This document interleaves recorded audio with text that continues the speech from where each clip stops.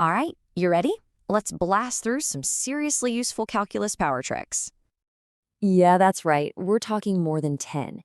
These are the essential tricks, the shortcuts, the hacks that are going to make you look like a calculus wizard.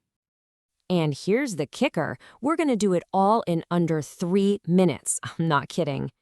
So, no time to waste. You ready? Let's dive in. Okay, first up, how can you tell if a function is going up or down? It's all about the sign of the derivative, f prime of x. If f prime is positive, the function's increasing. If it's negative, it's decreasing. Seriously, it's that simple. And that leads right into this. Because what happens when that sign changes? Well, if the derivative goes from positive to negative, boom, you've just found a local maximum. And if it switches from negative to positive, that's your local minimum. Need a way to lock that in your brain? Here you go. Think PM, like the afternoon, that's a peak maximum.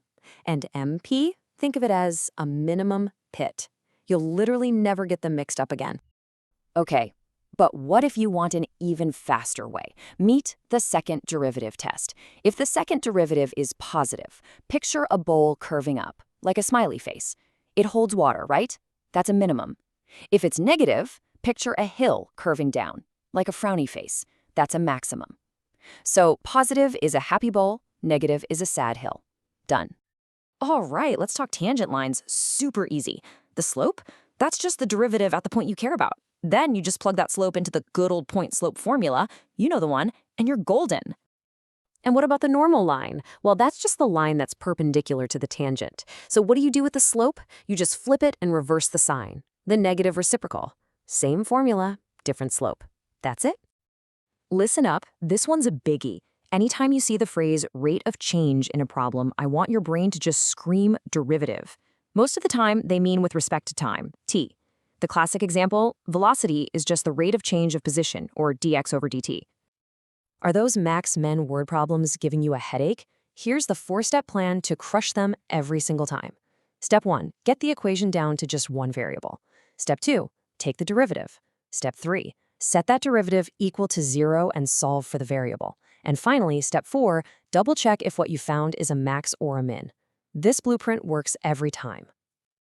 Okay, now here's a pro tip that will save you a ton of algebra headaches. If a problem asks you to minimize distance d, don't. Instead, minimize the distance squared, d squared. Why? Because it gets rid of those awful, messy square roots, and the x value that gives you the minimum is exactly the same. This is a total game changer, trust me. Ever need to approximate a weird value like the square root of 9.1 without a calculator? This little formula is your secret weapon. Basically, it says a new function value is approximately the old value you know, plus the derivative at that old point, times the tiny little change. Let's break that down from math speak into plain English. It's just this. Your new value is pretty close to the old value plus the slope times your small step. That's it. You're basically just using the tangent line to make a really good guess. Check this out. A trick so good, you don't even need calculus for it. For any quadratic equation, ax squared plus bx plus c, the absolute top or bottom of that curve, the vertex, is always at x equals minus b over 2a. No derivatives, just plug in the numbers. That is a massive shortcut. All right, get ready for a really slick trig trick. Anytime you see an expression like a sine theta plus b cosine theta, you don't have to do any calculus to find its max or min. The maximum value is always the square root of a squared plus b squared. And the minimum? Just the negative of that. How cool is that? Okay, hang on. We're not done. Time for a super fast bonus round.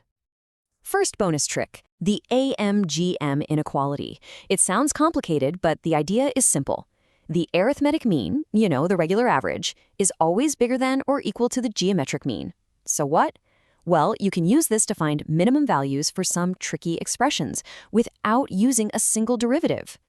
And that inequality gives us some amazing patterns you should just burn into your memory. For any positive number x, the minimum value of x plus 1 over x is always 2. Period. And what do you know? The minimum of x squared plus 1 over x squared is also 2. You see these patterns? Learn them, know them, love them. They pop up when you least expect it. And just like that, we're done. That was over 10 calculus power tricks in, record time? Do yourself a favor and save this explainer right now. Trust me on this one, you are going to be so glad you have it. Come